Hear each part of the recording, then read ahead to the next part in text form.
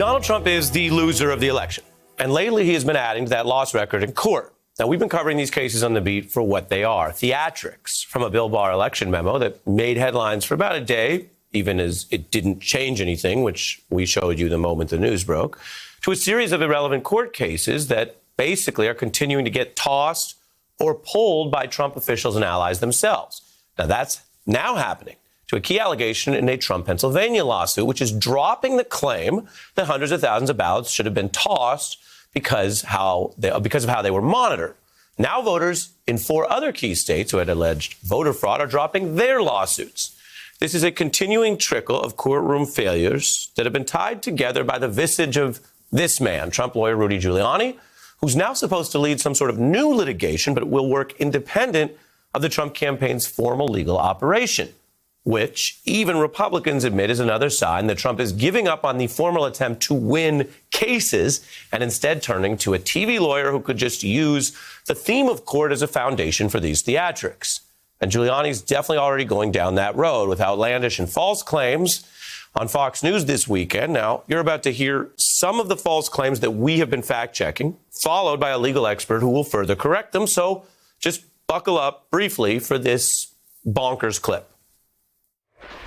He's gotten more evidence of the rigging that went on. He's really outraged. It's way beyond what people think, including a very, very dangerous foreign company, a company that has close ties with Venezuela and therefore China. It's a radical left company. One of the people there is a big supporter of Antifa. Our votes are sent overseas. This is another attempt to try to defeat him by illegal means. It's no different than the impeachment. It's done by largely the same people. The reference to impeachment is particularly rich because it was the former mayor's Ukraine plot that got his client, President Trump, impeached. Then as now, Donald Trump is relearning a very old legal concept. Mo Giuliani, mo problems.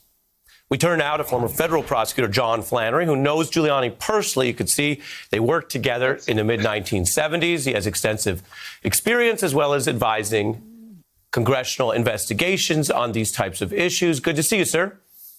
Good to see you, Ari. Let's start with the Giuliani of it. I guess this is where the vaunted legal challenges end.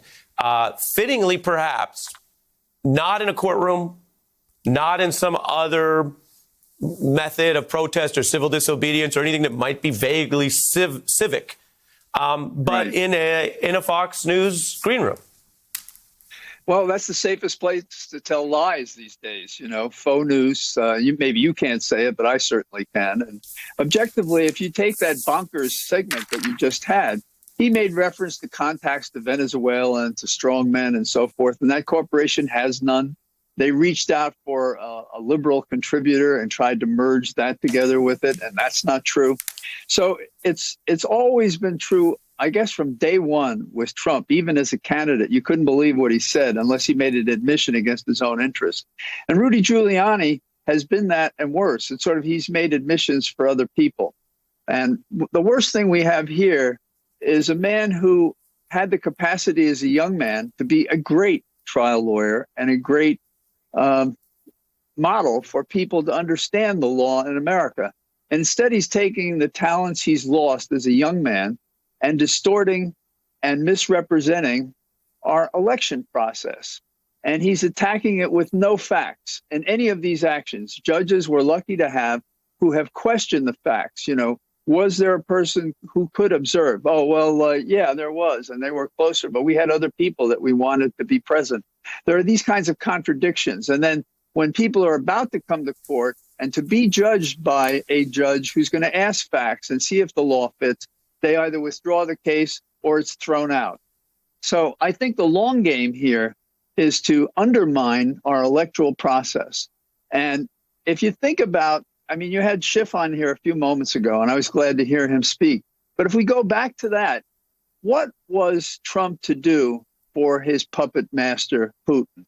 Was it to destroy or to compromise or to harm in any way possible the American principles of justice and law and the Constitution? I think so. What does he get out of it? I don't know. Is it defensive or whatever? But If you were to take how he's run this election and how he's failed us in the coronavirus, just the most recent errors, and how he's compromised our society, he is the enemy of the people. He is the enemy of the state. And if we had time, he should be impeached so he could never hold office again. And right behind him should be Rudy Giuliani, who's going into court. And apparently there's a conspiracy of a confederacy of dunces who are prepared to tell the most bizarre things to judges in order to distort this process. And it was interesting in the lawsuit that was filed that is considered frivolous, rightly so, in Pennsylvania, they make reference to Gore against Bush.